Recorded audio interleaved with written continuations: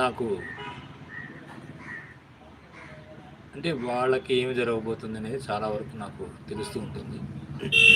అలాగే ఈ హస్త సాముద్రికం ఇది కూడా గాయత్రి ఉపాసన ద్వారా నేను చెప్పగలుగుతున్నాను.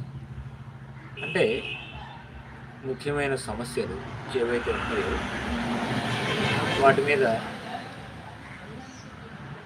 అంటే నిత్య జీవిత సమస్యలు ఉంటాయి ప్రతి వాళ్ళకి. ఈ నిత్య జీవిత సమస్యల్లో ముఖ్యమైనవి ఏవైనా ఉంటే వాటిని ప్రశ్న రూపంలో నన్ను అడిగినట్లయితే నేను అవి ఎప్పటికి తీరుతాయి, అసలు తీరతాయా తీరవా అనేది నా ఉపాసన ద్వారా, నాకు వచ్చిన రీడింగ్స్ ద్వారా ఎదుటి వాళ్ళు నమ్మితే దాన్ని నేను చెప్పడం జరుగుతుంది.